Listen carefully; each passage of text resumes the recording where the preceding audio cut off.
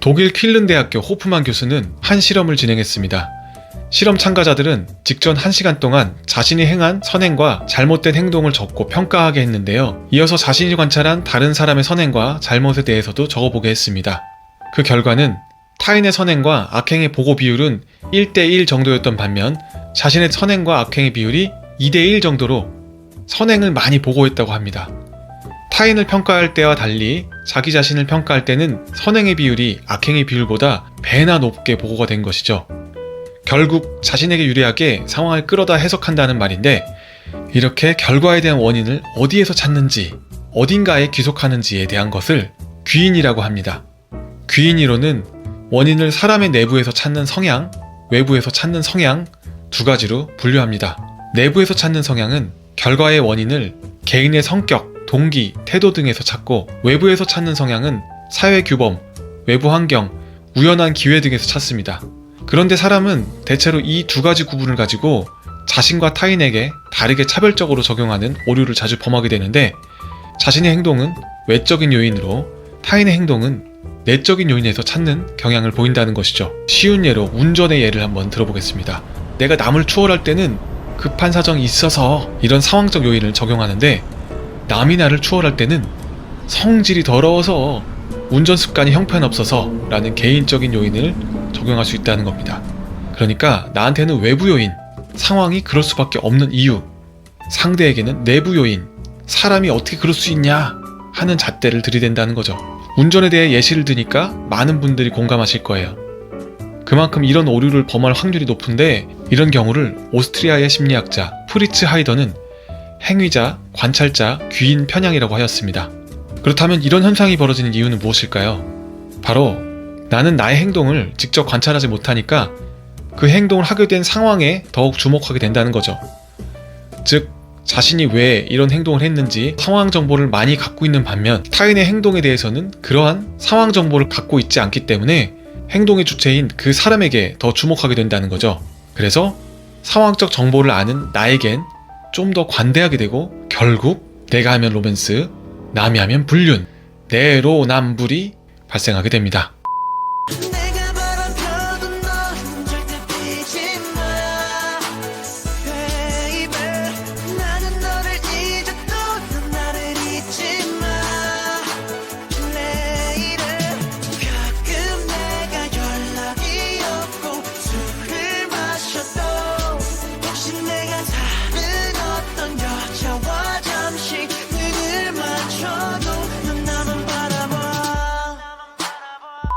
내로남불에는 심리적인 이점이 있는데요. 사람이 행동을 하는 이면에는 심리적 이득을 취하려는 무의식적 동기가 자리 잡고 있습니다. 첫 번째로 자존감 유지를 위해 많은 경우에 내로남불을 하는 경우가 이런 경우인 것 같아요. 성공에 대해서는 내가 잘나서 내 능력 때문인 것으로 내적 요인을 강조하고, 실패에 대해서는 날씨가 나빠서, 운이 없어서, 다른 사람 때문에 라고 외적 요인을 끌어다 대면서 합리화를 하게 되죠. 그러면서 결국 우리의 자존감을 지키려 합니다. 두 번째, 심리적 우월감. 이 경우는 내로남불이 보편적이지 않고 정말 심한 경우에 해당하는데요. 나에게만 특별 적용된 관대한 기준, 이런 것들이 있다는 거죠. 마치 나를 남들과 다른 특별한 존재로 인식할 수 있고, 그로 인한 심리적인 우월감을 느낄 수도 있다는 점입니다. 그래서 나는 주인공, 남들은 엑스트라로 여기는 자기애성 성격을 갖고 있는 분들이 보이는 특성이기도 합니다. 세 번째, 금지된 행동. 잘못된 행동을 하고도 자신을 합리화해서 양심의 가책을 안 받을 수 있는 심리적 이점이 있을 수 있는데요. 이 경우는 정말 내로남불이 심한 경우에 해당하겠죠? 이거는 정신적인 문제로도 자기애성 인격장애 혹은 반사회성 인격장애를 드러낼 수 있다라는 점을 생각할 수 있습니다. 자, 그렇다면 어떤 사람이 내로남불하기 쉬울까요? 내로남불한 사람이 보이는 특징, 첫 번째, 사회적 영향력이 있는 사람. 사회적 영향력이 있는 사람은 자신의 발언에 따라 여론이 형성되죠. 그래서 자신의 발언에 따른 여러 이해관계가 엇갈리는 경우가 많기 때문에 자신의 이익과 유리한 상황을 선점하기 위해 상황에 따라 말이 자주 바뀌는 것을 볼 수 있는데요. 이에 대한 대표적인 예로 정치인, 그리고 사회적 지위가 높은 유명인 등을 들 수 있죠. 이 특징들을 들으시면서 어떤 분들이 떠오르신다면 댓글을 달아주셔도 좋을 것 같습니다. 두 번째는 수직적인 문화에 고착되어 있는 사람. 수직적인 문화에 고착되어 있다라는 건 서열화되어 있는 환경에 굉장히 익숙하다는 거죠. 그래서 아랫사람의 동의 없이 또는 아랫사람의 어떤 정신적인 고통을 감수하고라도 자신이 옳다는 정당성을 부여하며 굉장한 내로남불을 보일 수 있죠. 이런 경우 쉽게 얘기하면 까라면 까는 그런 조직 문화 같은 것을 들 수 있는데요. 바로 군대라던가 굉장한 악덕 사장이 직원들을 심하게 부리는 그런 회사라던가 이런 수직화된 조직 문화로 생긴 특권의식, 이런 특권의식을 갖고 있는 상사나 사장 등을 예로 들 수 있습니다. 이런 분들 은근히 주변에 많을 것 같습니다. 세 번째, 자존감이 낮은 사람. 물론 자존감이 낮다고 해서 모두가 그런 것은 아닙니다. 하지만 자존감이 심하게 낮고 이 낮은 자존감을 지금 말씀드린 이런 방식으로 대처를 하신다면 내로남불할 가능성이 있습니다. 바로 타인에게 자신의 보여지는 면을 너무 많이 신경 쓰는 거예요. 그래서 자신의 실수나 부족한 면이 발각될까봐. 그러니까 자존감이 낮아서 자신을 낮추는 사람도 있지만 낮은 자존감 때문에 높은 우월감을 보이는 사람이 있습니다. 그 사람들은 굉장히 겉으로 볼 때는 자존감이 높아 보이는 사람이죠. 근데 이런 사람들의 특징이 자존감을 지키려고 거짓말을 하거나 자신의 부족함을 드러내지 않으려고 굉장히 전전긍긍하며 조금이라도 자신의 자존감에 상처가 입게 되는 경우에 사람들에게 복수를 하거나, 다시 말하면 과잉된 자존감을 보이는 그런 사람들이 있습니다. 이런 사람의 경우 사실은 내면적으로는 자존감이 낮은 사람과 동일하다고 볼 수 있는데요.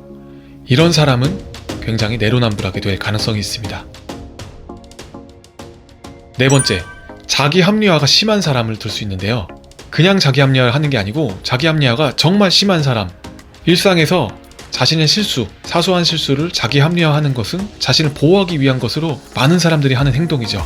그게 아닌 금지된 행동, 잘못된 행동, 다른 사람에게 피해를 주고도 자기 합리화를 통해서 죄책감을 잘 느끼지 않는 사람의 경우, 과잉된 욕구를 가진 사람을 볼 수 있는데요. 이런 사람은 원하는 것을 위해 법을 어겨가면서도 무슨 일이든지 하는 사람이기 때문에 팩트란 크게 중요하지 않을 수 있습니다. 이런 사람이 대표하는 기업에 소속이 되어 있다면 이런 대표는 사람들을 정말 쉽게 희생시켜서 자신의 이익, 회사의 이익으로 가져갈 가능성이 있습니다. 그러니까 굉장히 어려운 상황이 발생할 수 있겠죠. 물론 회사뿐만 아니고 이런 대통령과 함께 내로남불이 불러오는 것들이 굉장히 많습니다. 많은 어려움을 불러오는데 사회적으로는 공정의 가치가 훼손이 되죠. 그래서 공정의 가치를 지키고자 했던 많은 사람들에게 상대적 박탈감과 배신감을 느끼게 하고 분노와 혐오의 감정을 유발시킬 수 있습니다. 그리고 객관적인 팩트에 대해서도 정치공학적인 해석과 음모론이 난무하게 되어 나중에는 아무것도 믿을 수 없다는 회의론과 도덕 불감증이 자리할 수 있습니다.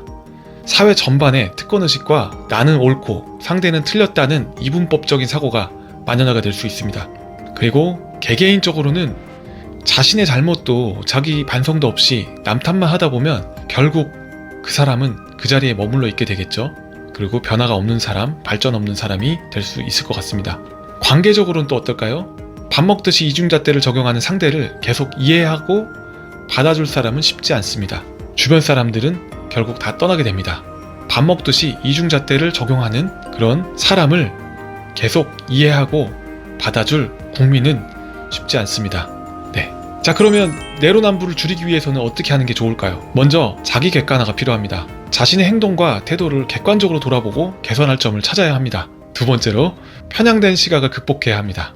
세 번째, 자신의 행동이 타인에게 어떤 영향을 미치는지 인식하고 공정한, 정말 공정한 기준을 적용해야 됩니다. 네 번째, 내로남불하는 사람들과 거리를 둬야 합니다. 그러니까 주변인들을 잘 선택을 해야 된다는 거죠. 자신에게 유리한 사람들과 정말 자신에게 달콤한 말만 하는 사람, 그런 간신배 같은 사람들하고만 함께 있다 보면 내로남불을 더 심하게 하는 상황이 오겠죠. 그러니까 자신하고 핵심 관계가 있는 사람들하고만 관계를 맺을 것이 아니고 다른 목소리를 내는 사람들하고도 함께 교류하고 충고하는 사람들, 조언하는 사람들의 이야기도 들어보는 게 너무너무 필요합니다. 마지막으로 다섯 번째, 결국은 털려봐야 아는 것 같습니다. 네, 털려보면 그때는 알게 되겠죠. 첫 번째부터 네 번째까지 방금 말씀드린 내로남불한 사람들의 특징은 자기 객관화가 잘 안되고 편향된 시각을 가지고 있고 자신의 행동이 타인에게 미치는 영향 같은 것들을 인식하지 않고 주변에 내로남불한 사람을 두고 있는 그런 사람일 겁니다. 그래서 이런 사람이 바뀌기는 사실 쉽진 않은 것 같습니다. 결국 털려봐야 알 수 있지 않을까라는 생각이 들었습니다. 네, 이번 시간에 이렇게 내로남불의 심리에 대해서 살펴봤는데요. 흥미롭게 보셨다면 구독과 좋아요 부탁드립니다. 구독과 좋아요는 영상을 만드는데 정말 많은 힘이 됩니다. 그럼 저는 다음 시간에도 재미난 심리 이야기 가지고 돌아오겠습니다.